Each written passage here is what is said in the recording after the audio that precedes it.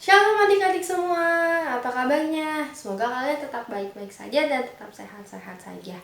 Adik-adik, kita bersyukur ya kepada Tuhan karena hari ini kita bisa sama-sama berkumpul untuk beribadah kepada Tuhan. Meskipun masih secara online ya adik-adik, tapi kita harus bersyukur kepada Tuhan. Dan kita juga bersyukur adik-adik karena Tuhan sungguh mengasihi kita. Berkatnya darinya bagi kita tiada berkesudahan dan kasihnya juga tiada berkesudahan bagi kita. Ya sungguh amat baik adik-adik. Mari kita memuji Tuhan, kita nyanyikan lagu Bapa Engkau Sungguh Baik. Kita katakan Bapa Engkau sungguh baik. Kasih-Mu melimpah begitu besar, begitu banyak, tak terhingga bagi kami. Bapa, Engkau sungguh baik. Engkau sungguh baik. Kasih-Mu melimpah di hidupku. Bapa, aku berterima kasih. Bapa,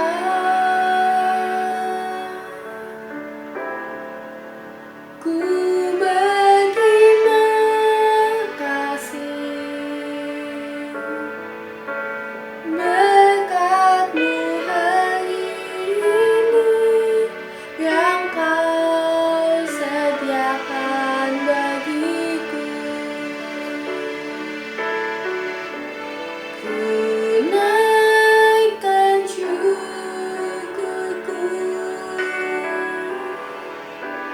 buat hari yang Kau beri. Tak habis-habisnya kasih dan rahmat-Mu. Selalu baru dan tak pernah terlambat pertolongan-Mu. Besar setia-Mu di sepanjang hidupku. Kita ulangi sekali lagi, kita katakan Bapa Engkau sungguh baik. Bapa,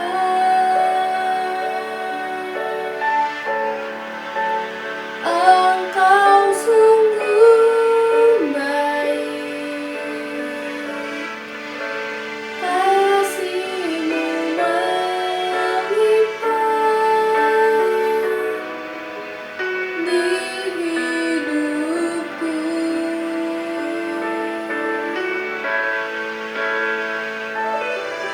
Bapa,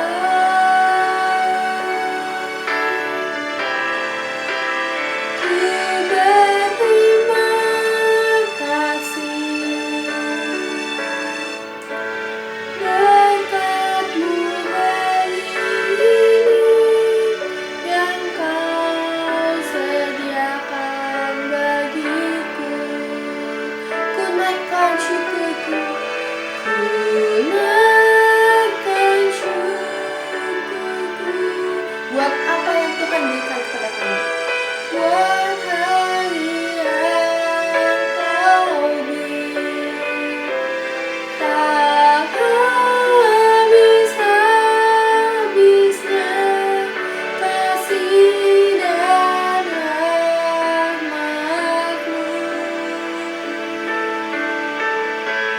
Selalu baru dan tak pernah terlambat pertolongan. Besar setiamu di sepanjang hidupku.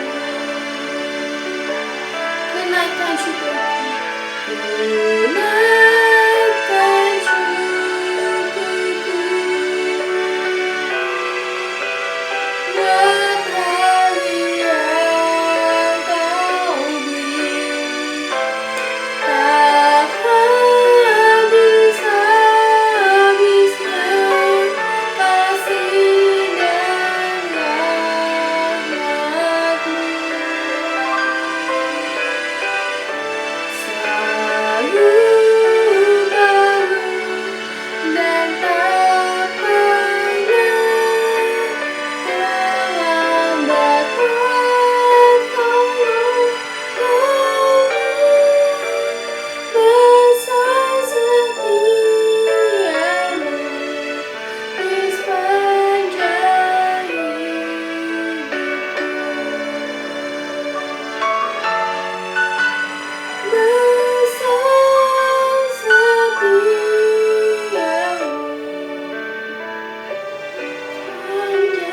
hidupku.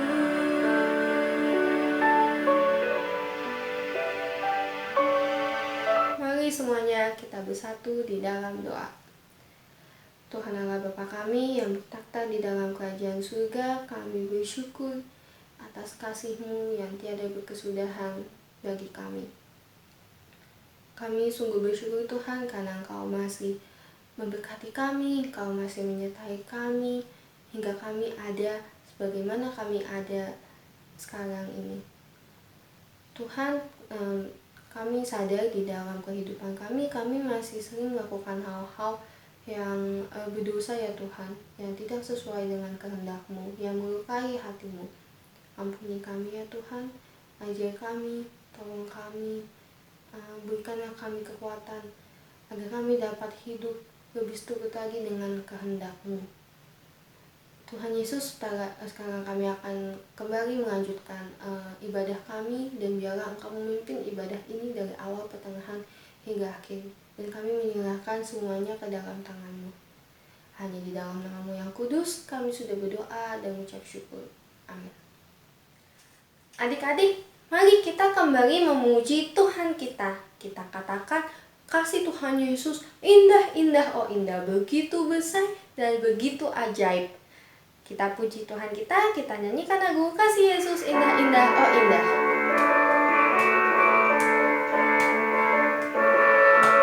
Kasih Yesus indah, indah, oh indah. Kasih Yesus indah, indah, oh indah. Lebih indah dari pelangi, lebih indah dari bintang di langit, lebih indah dari bunga di taman. Oh Yesusku, sekali lagi kasih Yesus indah, indah, oh indah. Kasih Yesus indah, indah, oh indah. Kasih Yesus indah, indah, oh indah. Lebih indah dari pelangi, lebih indah dari bintang di langit, lebih indah dari bunga di taman. Oh Yesusku, lebih indah dari pelangi, lebih indah dari bintang di langit, lebih indah dari bunga di taman. Oh Yesusku.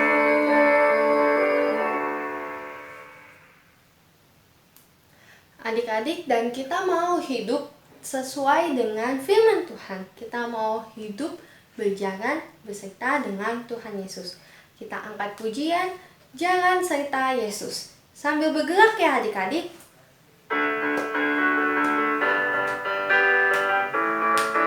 Jalan serta Yesus. Jalan serta Yesus.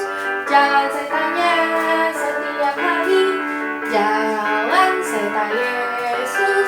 Serta Yesus selamanya. Jangan dalam suka, jangan dalam suka, jangan dalam duka. Jangan sertanya setiap hari. Jalan serta Yesus. Serta Yesus selamanya.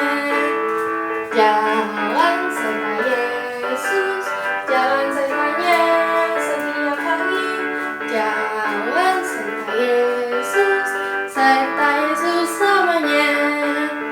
Jangan dalam suka, jangan dalam duka. Jangan sertanya setiap hari.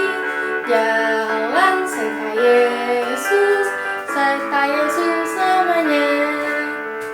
Dan biarlah kita di dalam kehidupan ini, di rumah, di sekolah, dimanapun kita berada, kita berjalan bersama Tuhan Yesus. Sebentar lagi kita akan mendengarkan firman Tuhan yang akan dibawakan oleh Rasul Betty.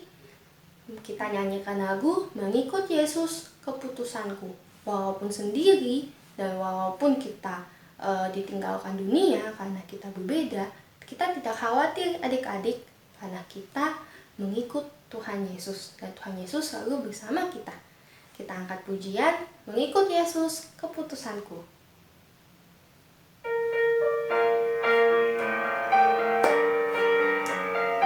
Dan kita tidak ingkar, mengikut Yesus keputusanku. Mengikut Yesus keputusanku. Mengikut Yesus keputusanku. Mengikut Yesus keputusanku. Ku tak ingkar, salib di depan, dunia di belakang.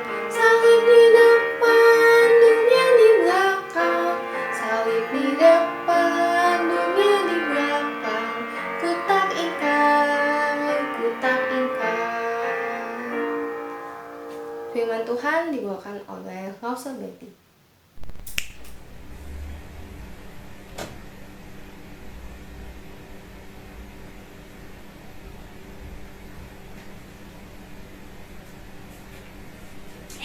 Hai adik-adik, apa kabarnya?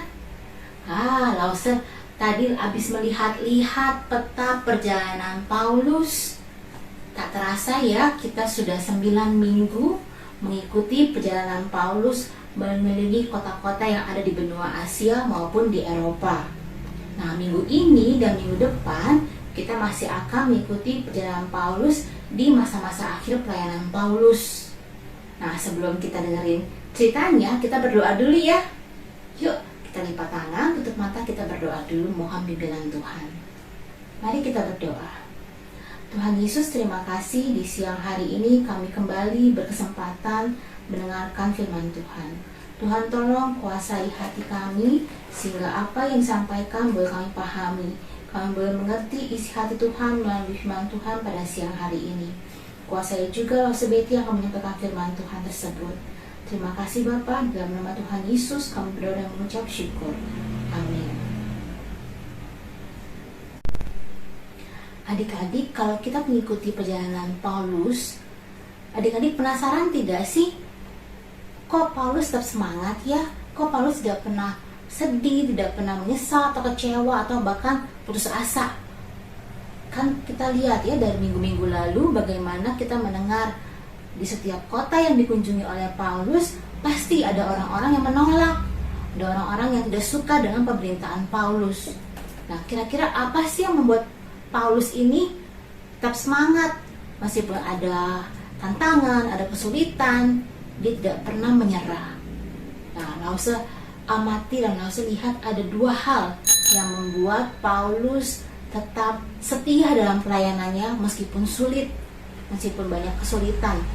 Nah, 2 hal ini, yang pertama itu Paulus tahu sekali pekerjaan pemberitaan Injil ini adalah pekerjaan dari Tuhan. Ini Tuhan yang perintahkan. Nah, dalam Matius 28 ayat ke-19 sampai 20a itu jelas sekali Tuhan memerintahkan supaya firman Tuhan, Injil Kristus itu diberitakan kepada sebanyak mungkin orang, sehingga orang-orang tersebut bisa percaya dan diselamatkan. Karena tidak ada jalan lain menuju keselamatan di luar Tuhan Yesus. Nah, hal ini yang membuat Paulus semangat. Dia ingin supaya orang-orang mendengar siapa Allah yang hidup, sehingga dia tidak menyerah ketika ada kesulitan. Dia tahu tugas ini dari Tuhan. Lalu yang kedua, kenapa Paulus tetap semangat dan setia? Karena dia tahu Tuhan menyertai dalam pelayanannya dia. Dalam Matius 28 ayat yang ke-20b, Tuhan berjanji kepada setiap murid-muridnya bahwa Tuhan akan menyertai mereka sampai kepada akhir zaman. Nah, dua hal ini yang membuat Paulus tetap semangat dan setia, karena ada kekuatan dari Roh Kudus yang selalu menopang, menghibur, menguatkan pelayanan Paulus. Di minggu lalu, Lause Dedi bercerita bagaimana Paulus hampir mati dikeroyok oleh orang-orang Yahudi yang tidak suka pada Paulus. Waktu itu Paulus sedang berada di Yerusalem pada perayaan Pentakosta. Kemudian orang-orang Yahudi yang tidak suka dengan Paulus menghasut semua orang-orang Yahudi yang berada di bait suci, sehingga Paulus itu dikeroyok. Nah, untung sekali adik-adik Tuhan menolong melalui kepala pasukan Romawi. Nah, ketika ada huru-hara rame-rame di pelataran bait suci, kepala pasukan ini penasaran ada apa, dan dia melihat Paulus itu lagi dipukulin, lagi dikeroyok. Jadi dia menyelamatkan Paulus supaya Paulus bisa diadili dengan benar, enggak yang dikeroyok rame-rame kayak gitu. Nah, akhirnya Paulus berhasil dibawa ke markas kepala pasukan Romawi ini. Nah, kemarin juga disampaikan oleh Lause Dedi bahwa akhirnya Paulus itu berada dalam tahanan prajurit Romawi ini. Nah, apakah sampai di sana saja adik-adik? Orang-orang Yahudi sudah puas? Ternyata tidak adik-adik.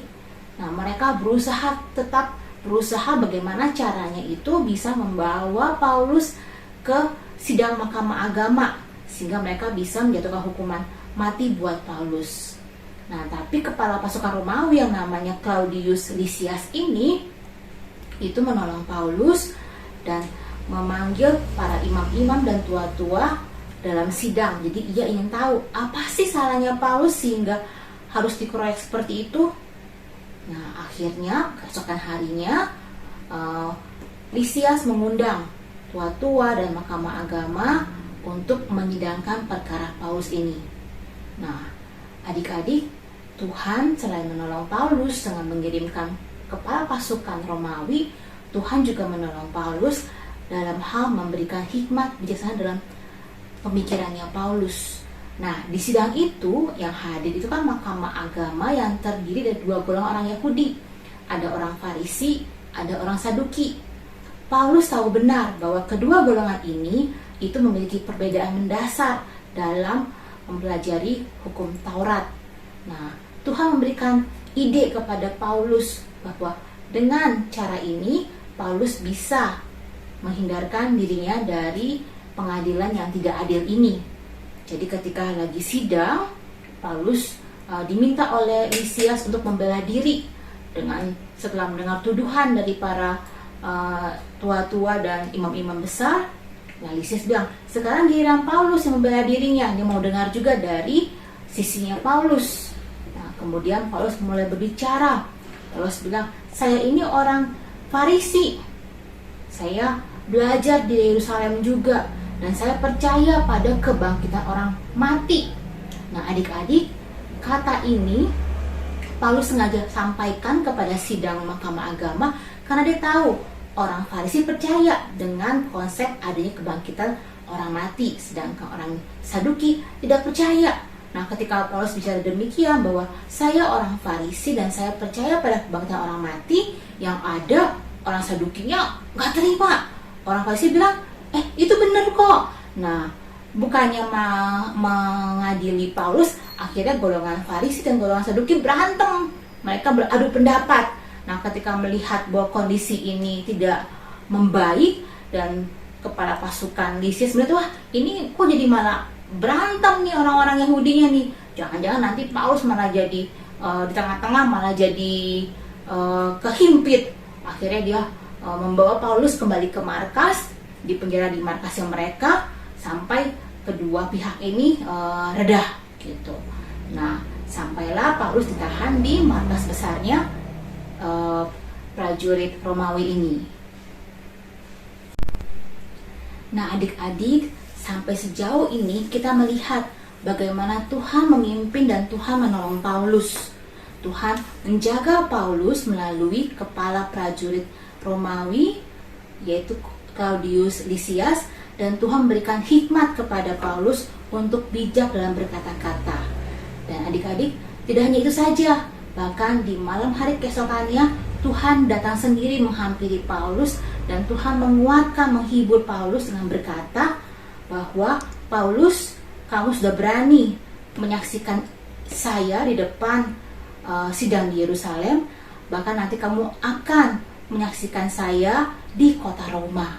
Nah, adik-adik, Paulus sudah sangat rindu sekali sebenarnya mengabarkan Injil ke kota Roma, tapi belum ada kesempatan.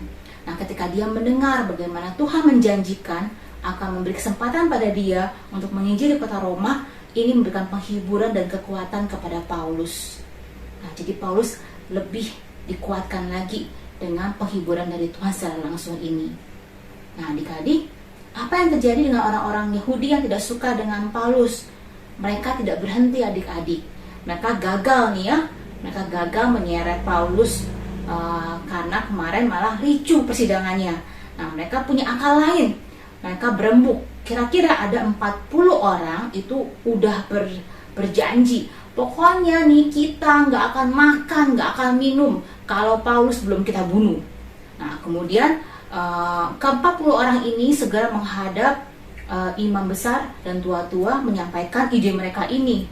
Kata imam besarnya, gimana caranya? Kan Paulus sudah diselamatkan di penjara di markas, kita nggak bisa apa-apa. Itu udah jadi wewenangnya orang Romawi. Apalagi Paulus itu mempunyai kependudukan Roma. Kita nggak bisa ngapa-ngapain dia lagi kalau dia ditahan di markasnya Romawi. Terus kata 40 orang yang jahat ini, adik-adik, tenang, kita punya ide. Nah, kamu pura-pura aja datang ke Lysias, bilang kita mau meneruskan sidang yang kemarin belum selesai. Nanti kami akan mencegat Paulus. Di tengah jalan akan kami bunuh dia sehingga dia tidak akan sampai kepada kamu. Nah, ide ini disetujui adik-adik oleh imam-imam besar tersebut dan tua-tua Yahudi tersebut. Nah, tapi adik-adik, Tuhan tidak tinggal diam dengan rencana jahat ini. Bukan suatu kebetulan, ada seorang pemuda yang menguping, yang tidak sengaja mendengar percakapan jahat ini, rencana jahat ini. Dan kebetulan lagi pemuda yang mendengarkan ini adalah keponakan Paulus, anak dari saudara perempuannya Paulus. Begitu dia dengar bahwa ada orang-orang Yahudi yang mau merencanakan pembunuhan terhadap Paulus, dia dengan segera dia lari menuju ke markas orang Romawi. Kemudian minta izin, saya mau ketemu dengan Paulus yang kalian tahan. Akhirnya keponakan Paulus ini menceritakan kepada Paulus apa yang dia dengar. Lalu Paulus memanggil seorang prajurit dan mengatakan, tolong antar pemuda ini ketemu dengan Lysias karena ada berita penting yang akan disampaikan oleh pemuda ini. Nah, akhirnya keponakan Paulus bertemu dengan Lysias dan dia menyampaikan apa yang dia dengar. Dan Tuhan melembutkan hati Lysias. Tuhan membuat Lysias percaya, adik-adik. Lysias mempercayai berita yang disampaikan oleh keponakan Paulus ini. Kemudian dia berpikir, kira-kira apa ya? Bagaimana cara menyelamatkan Paulus? Karena Lysias tahu Paulus tidak membuat kesalahan yang setimpal dengan hukuman mati. Jadi dia tidak ingin Paulus dihukum dengan tidak adil. Tapi dia bingung bagaimana caranya menolong Paulus. Dia pikir, bagaimana ya? Ada ide saya. Wah, Lysias senang sekali dia menemukan ide. Nah, dia berpikir, kalau Paulus terus di Yerusalem, dia nggak akan aman. saya akan kirim dia ke Kaisaria menghadap Gubernur Felix. Ya, ini ide yang baik. Dia pasti aman di sana. Kemudian adik-adik malam itu juga Lisias membuatkan perintah kepada anak buah, dipanggil 2 orang prajuritnya. Kamu siapkan ya orang-orang untuk mendampingi Paulus, saya mau kirim Paulus ke Kaisaria. Nah, kamu siapkan 200 orang prajurit, 70 orang berkuda, dan 200 prajurit dengan lembing. Wah, adik-adik mau mengawal 1 orang Paulus. Ternyata perwira Lisias itu mengirimkan banyak banget adik-adik orang yang harus melindungi. Wow, dia serius sekali mau membawa Paulus ke tempat yang aman. Nah, malam itu juga Paulus dipindahkan adik-adik, dibawa keluar dari Yerusalem ke Kaisaria. Malam itu juga, sehingga sempatlah ya membawa Paulus keluar dari Yerusalem tanpa ada yang mengganggu, karena 40 orang itu kan udah bilang kalau ketemu Paulus tengah jalan mereka mau membunuh dan menghadang Paulus tengah jalan.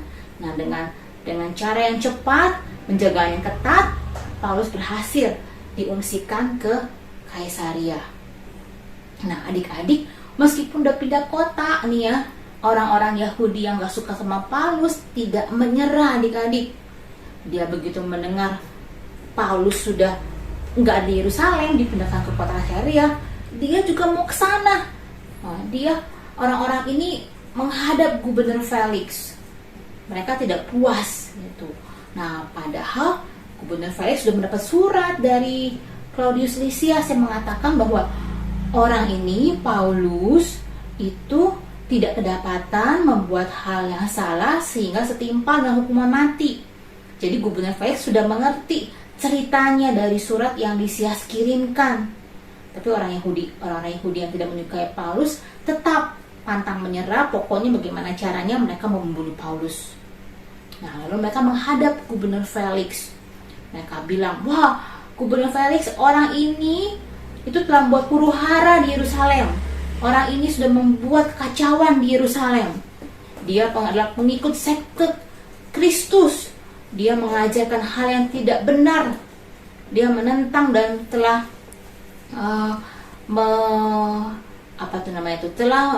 mencemarkan baik Allah.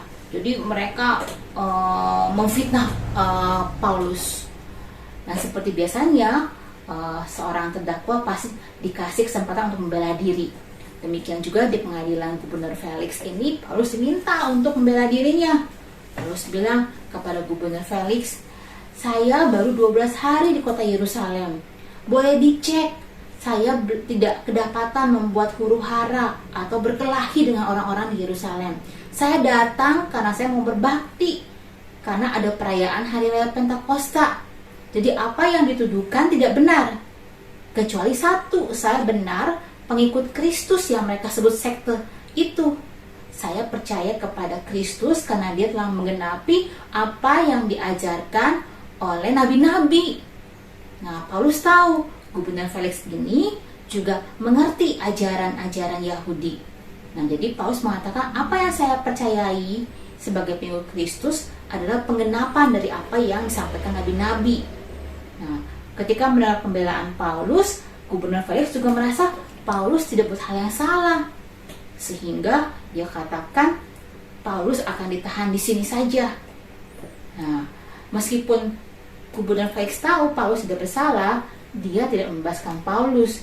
Dia menunggu kira-kira ada nggak ya uang jaminan yang akan dibayarkan supaya Paulus bebas. Nah, tapi sampai akhir pemerintahannya itu Paulus tetap ditahan adik-adik. Jadi belum bebas di penjara di markas Gubernur Felix ini. Sampai akhirnya Gubernur Felix masa pemerintahannya itu selesai, dia digantikan oleh orang lain, yaitu oleh Festus. Nah, ketika ada pergantian pemimpin, orang Yahudi yang tadinya membenci Paulus melihat ada kesempatan kembali untuk menyerang Paulus. Nah, mereka ketika tahu bahwa Festus itu ada perjalanan ke Yerusalem, di Yerusalem mereka mendatangi Festus. Jadi mengatakan, hai Pak Festus, di tempat kamu itu ada tahanan yang dari zaman Gubernur Felix dulu. Nah, kami ingin menyidangkan dia kembali. Boleh nggak kamu kirim dia ke Yerusalem? Nah, kata Festus, kalian saja ikut saya balik ke Kaisaria. Kita sidang ulang lagi di tempat saya. Nah, setelah Festus selesai dengan pekerjaan di Yerusalem, dia balik ke Kaisaria. Orang-orang Yahudi ini mengikuti dia balik ke Kaisaria. Dan sidang kembali digelar. Nah, adik-adik, Paulus meskipun sudah ditahan lama, semangatnya tidak pernah pudar. Kesetiaannya dalam mengabarkan firman Tuhan itu tetap menggebu-gebu. Nah, dia berani menyaksikan Injil Tuhan di depan Felix, dan dia juga berani menyaksikan Injil Tuhan di depan Festus. Sekali lagi, ketika orang-orang Yahudi datang dari Yerusalem ke sidang Festus, waktu itu ada imam besar Ananias, dia juga membawa pengacara yang namanya Tertullus itu untuk menyudutkan Paulus. Nah, tapi kembali lagi, Paulus kembali bersaksi bahwa dia tidak bersalah, dan Festus percaya pada apa yang disampaikan oleh Paulus. Dia melihat bahwa ini nggak ada kesalahan besar yang sampai harus dihukum mati Paulusnya. Gitu. Nah, tapi dia juga nggak mau bebasin Paulus, karena dia pikir kalau saya bebasin nanti orang Yahudi nggak suka sama saya terancam posisinya. Nah, akhirnya kata Festus kepada Paulus, begini deh, bagaimana kalau kamu aja yang saya pindahkan ke Yerusalem supaya kamu disidang ulang di Yerusalem. Lalu Paulus bilang, tidak mau, saya tidak mau disidangkan di Yerusalem. Kalau kamu tidak bisa memutuskan, saya mau banding ke Kaisar. Nah, sebagai orang Roma, Paulus punya hak untuk naik banding ke Kaisar. Nah, akhirnya Festus bilang, ya udah, karena kamu minta naik banding ke Kaisar, oke, kamu akan stay di sini, di penjara sini, sampai nanti kamu ke Roma menghadap Kaisar. Nah, adik-adik, akhirnya apa yang direncanakan oleh orang-orang Yahudi gagal lagi. Tuhan terus menyertai Paulus dari satu sidang ke sidang berikutnya. Tuhan menjaga dan menolong Paulus. Dan Paulus tetap setia meskipun harus ngomong di depan orang-orang pembesar ya. Adik-adik, kalau misalnya disuruh ngomong di depan Presiden Pak Jokowi, kira-kira berani nggak? Nah, Paulus kepada siapapun, dia tidak melihat apakah mereka rakyat biasa, apakah mereka petinggi pemerintahan. Paulus tidak gentar. Dia tetap berani menyampaikan kebenaran firman Tuhan. Dan Allah Roh Kudus terus menyertai Paulus, menguatkan, menopang Paulus sehingga Paulus tetap semangat dan setia dalam mengabarkan dan mempertahankan imannya. Nah, adik-adik, ketika case itu sudah selesai di persidangan pertama, beberapa hari kemudian Festus dapat tamu yang namanya Raja Agripa. Nah, terus ketika Raja Agripa datang, Festus cerita, aduh, saya pusing nih, ada kasus, ada tahanan yang dulu ditinggal oleh Felix, benar-benar bikin pusing. Orang-orang Yahudi terus mengajukan untuk memberi hukuman mati pada tahanan ini. Tapi saya bingung, orang ini nggak ada salah yang besar sehingga patut dihukum mati. Aduh, untuk kamu datang Raja Agripa, coba deh kamu kasih saya saran. Saya juga bingung mau bawa dia naik banding ke Kaisar seperti permintaannya Paulus ini, tapi saya bingung mau bikin surat apa pada Kaisar. Orang ini nggak ada kesalahan beratnya. Lalu kata Raja Agripa, saya mau ketemu deh sama orang ini, bawa dia menghadap saya mau dengar cerita dia. Gitu adik-adik. Nah, kata Festus, ya udah ya, besok pagi kamu kesini lagi. Nanti saya akan mendatangkan tahanan ini, namanya Paulus. Nah, adik-adik, esok harinya Paulus diminta menghadap kembali. Dan dia melihat ada Raja Agripa. Lalu Paulus memberikan hormatnya kepada Raja Agripa, dan dia bercerita. Paulus bercerita tentang bagaimana Tuhan itu menghampiri dirinya ketika dia dalam perjalanan ke Damsyik. Jadi Paulus bercerita awal mula dia ketemu Tuhan dan dia bertobat. Paulus cerita dan didengarkan dengan seksama oleh Raja Agripa, sampai-sampai Raja Agripa bilang, wah, saya hampir percaya dengan apa yang kamu sampaikan, Paulus. Saya bisa menjadi orang Kristen nih kalau saya terus dengerin kamu.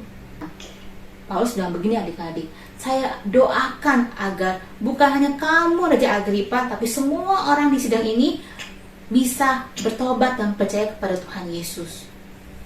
Nah, karena nggak ada solusi, akhirnya sidang ditutup dan Raja Agripa bilang sama Festus, mestinya Paulus ini bisa dibebaskan kalau dia tidak minta naik banding kepada Kaisar. Adik-adik, Paulus ditahan dalam penjara Romawi ini kurang lebih selama 2 tahun. Dari masa pemerintahan Gubernur Felix pindah ke Festus. Dalam 2 tahun dalam penjara ini kita melihat bagaimana Tuhan tetap menyertai dan menolong Paulus melalui orang-orang di sekitarnya maupun melalui birokrasi pemerintahan. Kalau tidak ada pertolongan Tuhan, pasti Paulus sudah dibunuh oleh orang-orang Yahudi tersebut.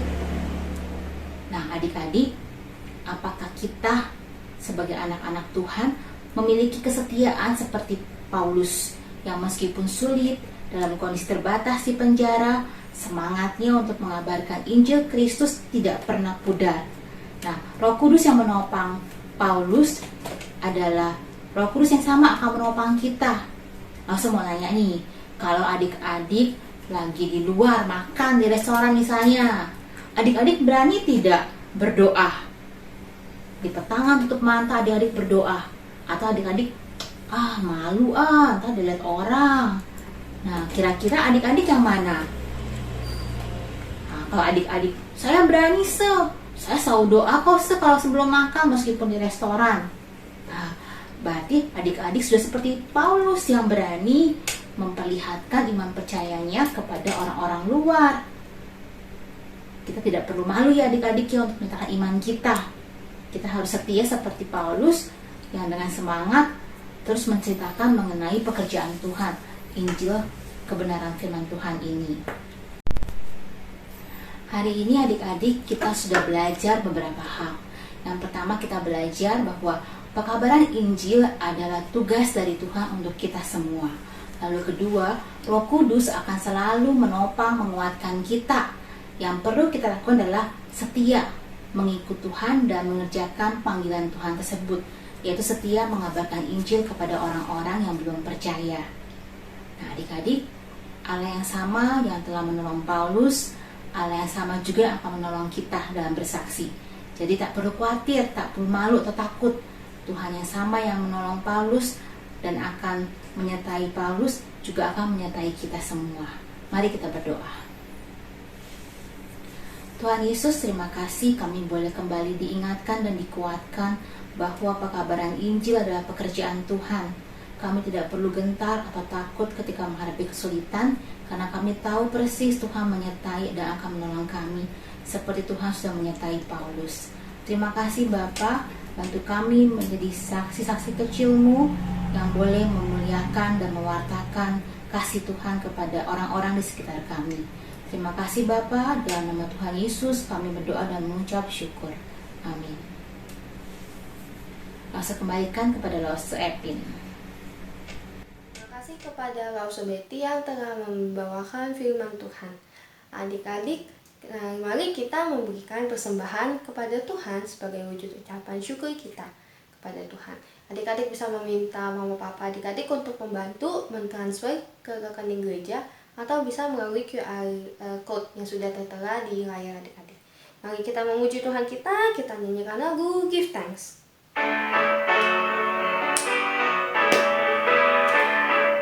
Give thanks with a grateful heart. Give thanks with a grateful heart. Give thanks unto the Holy One. Give thanks because He's given Jesus Christ, His Son. Give thanks with a grateful heart. Give thanks unto the Holy One. Give thanks because He's given Jesus Christ, His Son.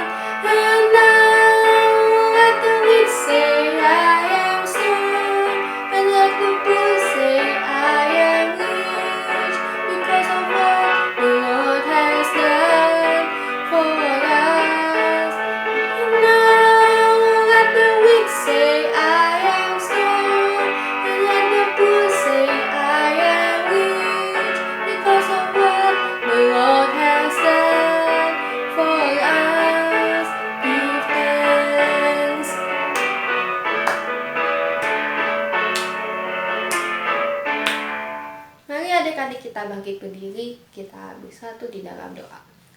Tuhan Allah Bapa kami yang bertakhta di dalam kerajaan surga, sekali lagi Tuhan kami bersyukur atas segala yang Tuhan berikan kepada kami. Tuhan, ini ada sedikit dari yang kami punya sebagai wujud ucapan syukur kami kepada Engkau, dan kiranya Tuhan menolong setiap tangan yang akan mengelola uang ini ya Tuhan, dan biarlah ini menjadi persembahan yang harum bagimu, dan Engkau dapat dan Engkau memberkatinya ya Tuhan, agar ini bisa memperluas kerajaan-Mu saja. Terima kasih Tuhan Yesus, hanya di dalam nama-Mu yang kudus kami sudah berdoa dan mengucap syukur. Amin. Adik-adik, seperti firman Tuhan tadi, biarlah kita hidup sesuai dengan firman Tuhan. Hidup memuliakan nama Tuhan, dan kita berani tampil beda, menjadi garam dan terang bagi sekeliling kita, dimanapun dan kapanpun kita berada. Kita berani hidup, berani tampil beda. Kita nyanyikan lagu ini. Saat iblis menggodaku, aku tolak dia dalam nama Yesus. Saat iblis merayuku, lalu ku berdoa dalam nama Yesus. Ku kuat karena kasih-Nya, firman-Mu teguhkanku. Ku berdiri sebagai pemenang, aku berani tampil beda. Kita ulangi pujian ini sekali lagi, kita katakan kita berani tampil beda, dan Tuhan terus menyertai kita dan menguatkan kita.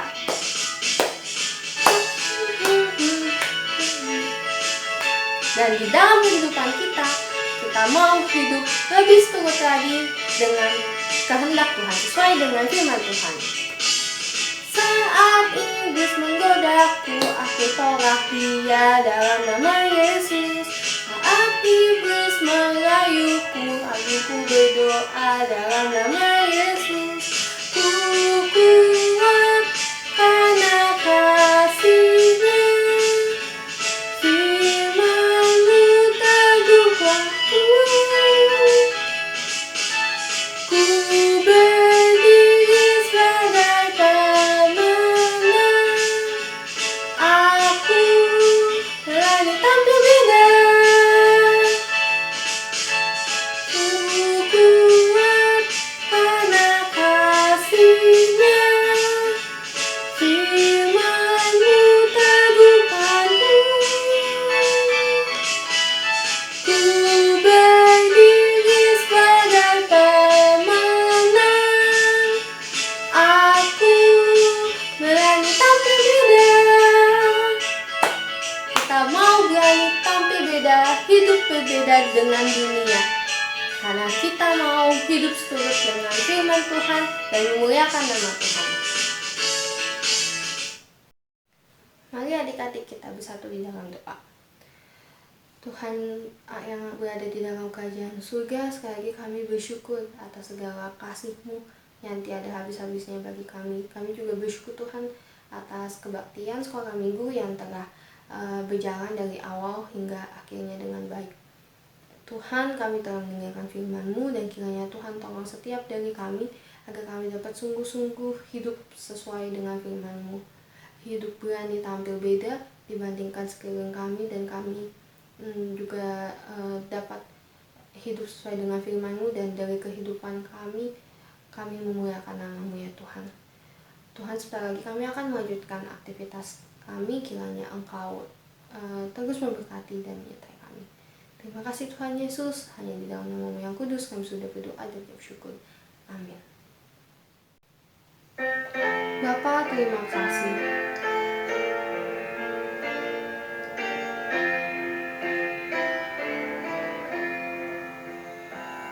Bapa, terima kasih. Bapa, terima kasih. Bapa di dalam surga, ku berterima kasih.